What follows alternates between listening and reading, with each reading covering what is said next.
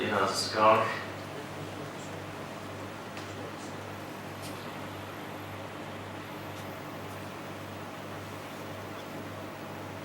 Again, we start our scan, as I said.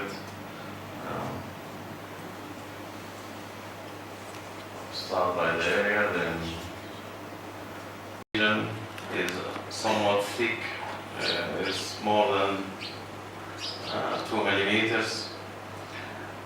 The grains are containing, the regions are containing, in addition to these grains, they are containing fluid, and this is evidenced by this sort of enhancement. If you see this area, this part of the body, which is at the shadow of the grain, is being seen more clearly than here. This is what we call enhancement. And of course, this enhancement is because of the presence of fluid. And this enhances the visualization of the deeper structures like this bone. And as we can all see, this bone is quite intact.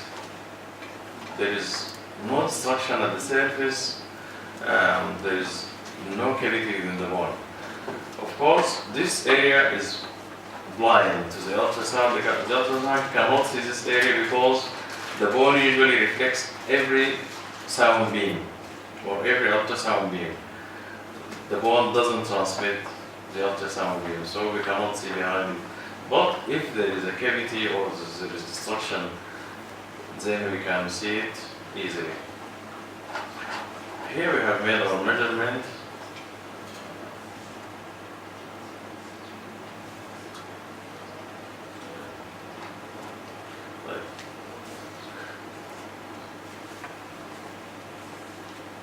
This is the same lesion. When I put the color box, as you can all see, there is peripheral flow of blood. These are blood vessels. They are running at the periphery of the lesion. They are located at the deeper structure of the lesion. They are surrounding the lesion. And so this lesion is hyperemic. And our observation in our cases, usually the cases of actinic mycetoma, we find hyperemia, we find more fluid swelling of the area, while in cases of mycetoma, we come across hyperemia only when there is a superadded bacterial infection, when there is pus or something like that, when there is an abscess or cellulitis. But concerning the lesions themselves, they are not hyperemic. While here in actinic mycetoma, they are hyperemic. And this type of flow, which I have said earlier, it's a peripheral flow, usually defines benign lesions, because in malignant lesions, the flow is usually central rather than peripheral. This flow that you can see here, this is noise. We call it noise because of some motion of the deviation towards the flow. But this is the genuine flow. So if this is the first case. The patient here is massive in the back and the groin.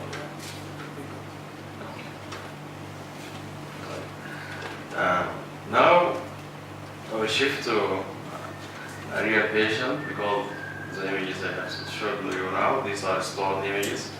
We have a patient with a mass at the groin and the thigh. We just wait for me to prepare the things.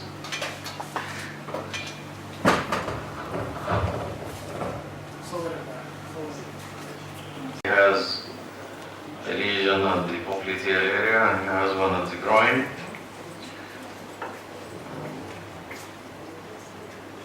As you can see, this is a lesion with intact skin. There are no sinuses. And of course, as we all know, when the lesion is discharging grains and it has sinuses, the diagnosis will be very easy. But we do the ultrasound to diagnose the mycetoma before it discharges and before it grows and before it invades the deeper structures.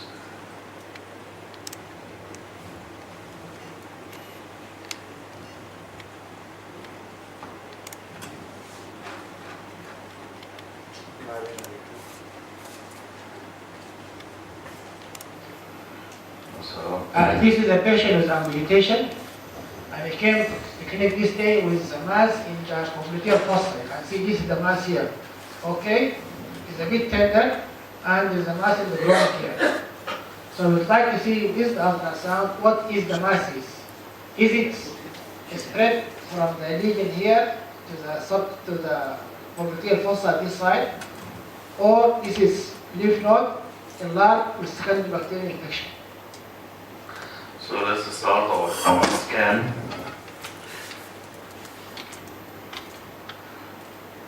You see, again,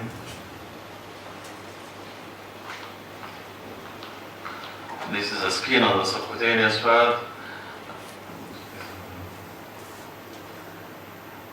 The lesion is tender. I can see the patient face. Tenderness is not a very common feature of mycetoma. Yes. One thing I would like to do in this scan is that you can increase the depth of your field, because I'm scanning superficially. By this knob, I can increase the depth so that I can see the entire lesion in front of my eyes. This is the entire lesion, and now it's being clearly seen. It's oval-shaped structure. It's located again superficially. It shows deep extension. These are the popliteal vessels. This is the pulsating one is the artery, and the superficially located one is the vein. The vein is compressible. It's so thin that the patient cannot withstand my manipulations. What concerns us, what is inside this lesion, you can all see there is fluid. How I know that it's fluid? Because it's mainly hyperechoic, and it's showing internally hyperechoic areas like these ones, but I cannot see any grains. And you can see the enhancement, and you can see the pulsating popliteal artery at the bottom of the scan here, at the area of the cursor. It's clearly seen. And the popliteal vein is compressible. From these findings, for me, it's clear that this is not a mycetoma lesion, because it doesn't contain any grains. It consists of fluid and mixed echogenicity fluid inside. And when I put the color,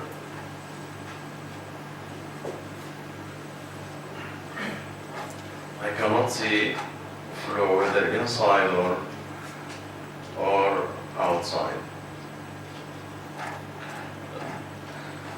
My impression for this lesion, this is most likely an abscess rather than a mycetoma lesion. Okay, this is good for the patient. It's not a secondary spread for the stump of the lesion site.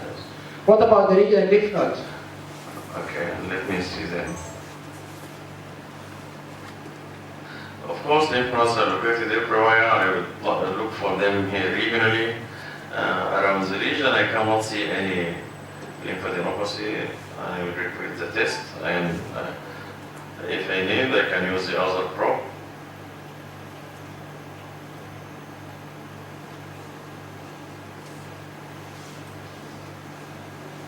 And of course, I have to have a look at the groin, because all the lymphatics should drain at the end of the groin.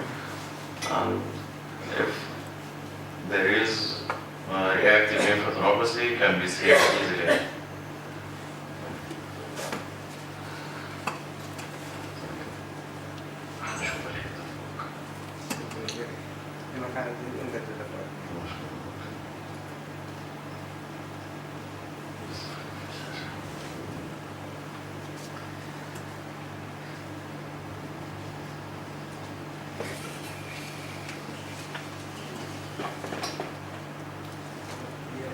The regional lymph nodes are not enlarged? No, they are not enlarged. Okay. Now I would like to scan the groin where there is another lesion. Look, this is a groin. Yeah. Can you see the ground? Can you see the clinical? Can you see the patient, please? Okay, let's see the patient.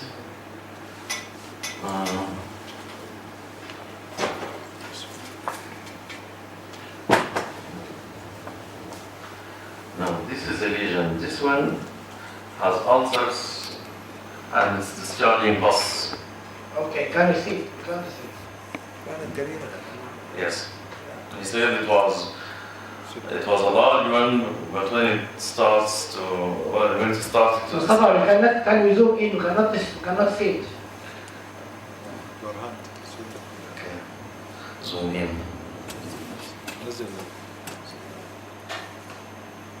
Yeah, you can see this is the groin. You can see there is a sinus in the groin here. Multiple sinuses actually. And some discharge. Okay. Yeah, can you see this scan, please? Okay.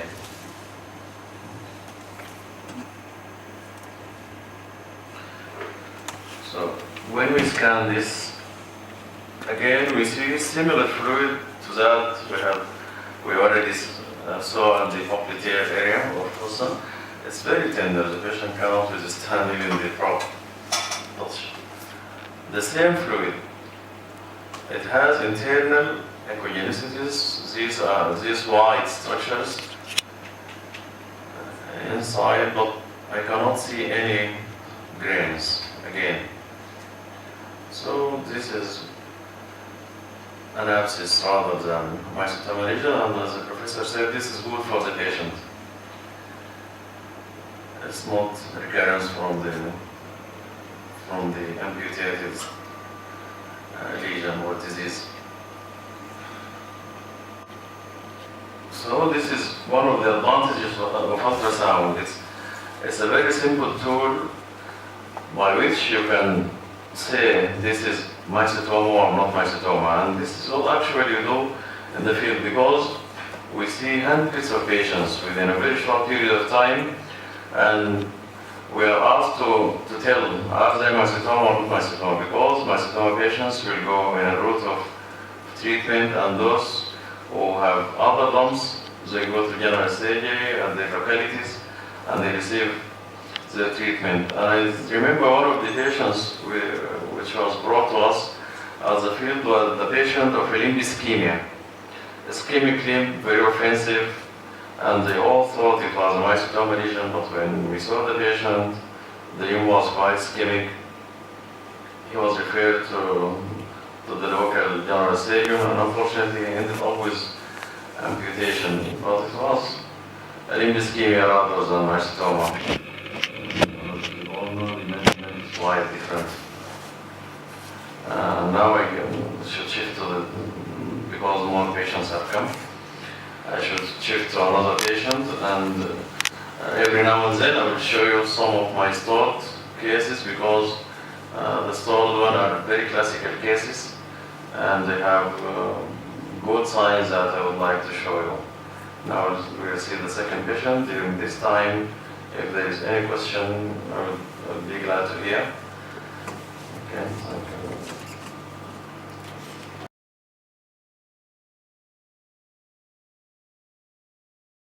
She had a lump at the dorsum of the right foot.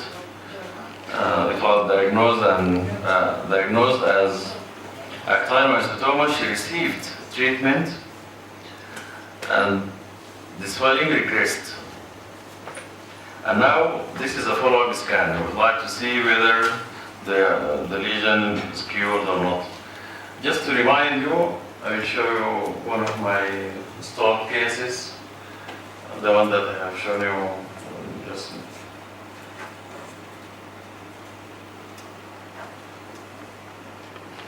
Okay, this is how the actinic mycetoma appears.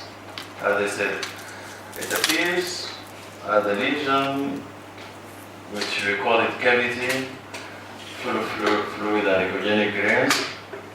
And after receiving treatment, all these should disappear. So now I'm going to scan the patient to start my ultrasound.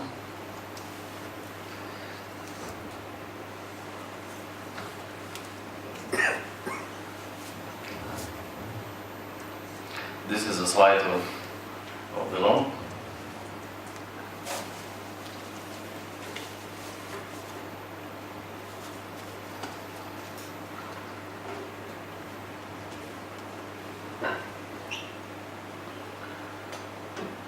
This is the site of the lesion. We can see here the skin, the superficial layer, the subcutaneous layer. As you see, this is the remainder. This is what remained after receiving treatment.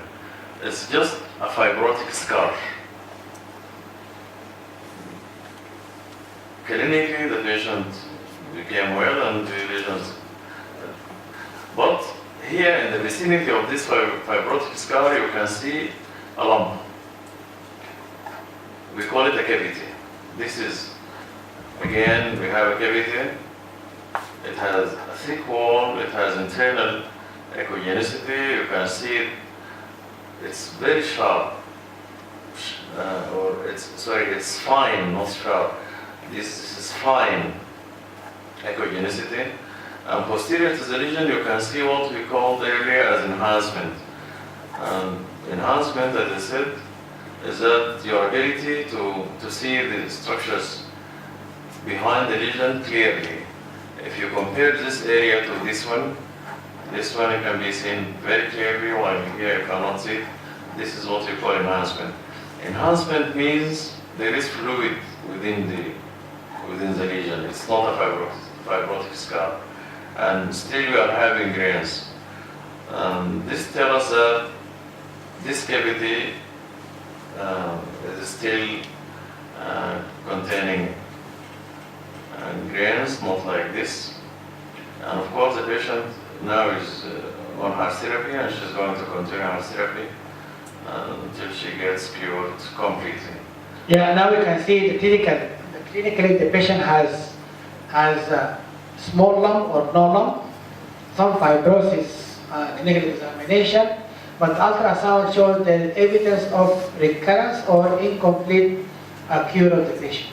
So this is the importance of the ultrasound. It can tell you even with a small lesion, clinically not detectable, it can detect something abnormal in the subcutaneous tissue, and that is the cavity with the grain inside. That is, and this is how you can detect recurrence in these patients. Okay, if you have developed recurrence, you can detect by ultrasound examination in a patient like this. The question I would like to answer is: these grains viable or not viable? Can you have a test to tell us these grains is viable and is the cause of the infection or not? Okay, is it a dead or a live grain? So, shall we stop or not to stop the treatment? So this is a big question. Any test can be done for this, to tell this grain is still viable and it needs to continue the treatment or not. Any possibility for this? Because shall we stop treatment or not to stop treatment? Because clinically she is okay, she is cured. But ultrasound showed that is a grain. So what shall we? Shall we continue giving treatment, or shall we stop? Continue treatment. But it may be a acute grain. Yeah, I can have biopsy, but can I have another simple test non-invasive? This is what I'm saying. If you can have a test which can tell us from ultrasound this is a dead grain and you stop treatment, it will be very good.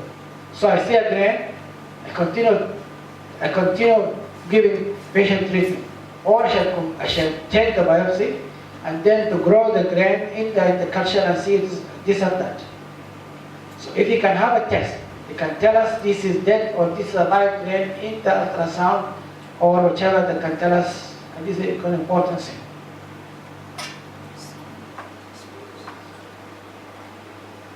Yeah.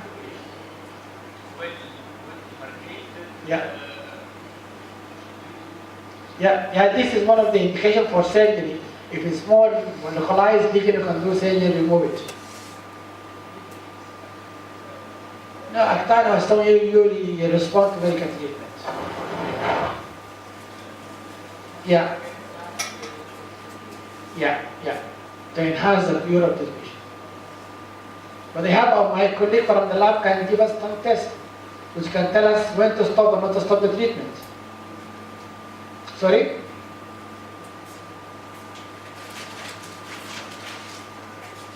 Yeah, we can do a PCR, but the PCR will tell us the grain, this is the grain and this is mozzarella.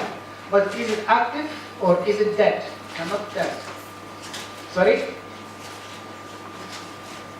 Unless you do the culture, it tell us this is viable or not viable. And the culture may be negative, and still organism will be active. The DNA will be present and tell you this is mozzarella mycetoma. But is this active or dead fungus? This is the question. Shall I stop or continue treatment?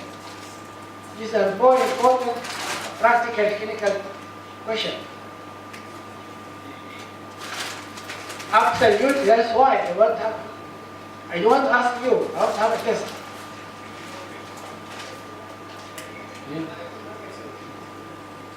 My experience that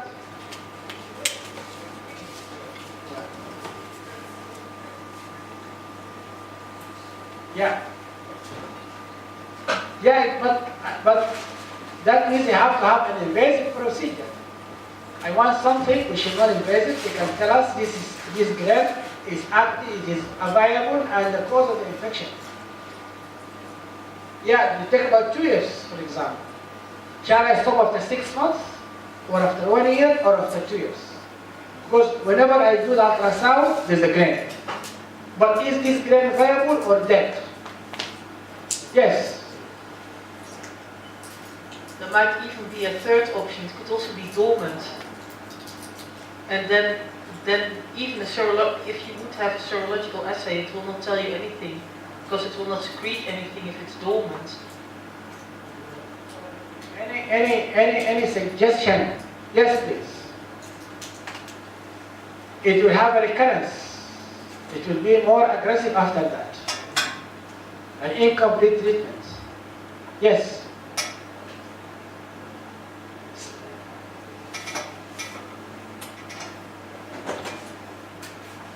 Any suggestion for animal model? Yeah.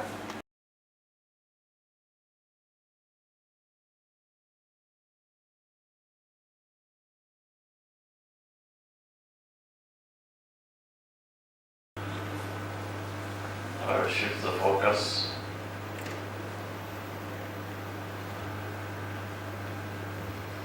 There is no mycetoma lesion in the scar. I will scan at the vicinity of the scar.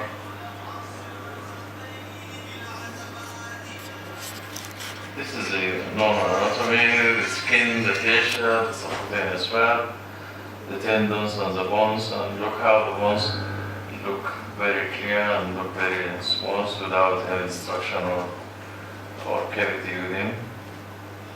So this is a follow-up case. I can tell from this scan that there is no recurrence of mycetoma at all.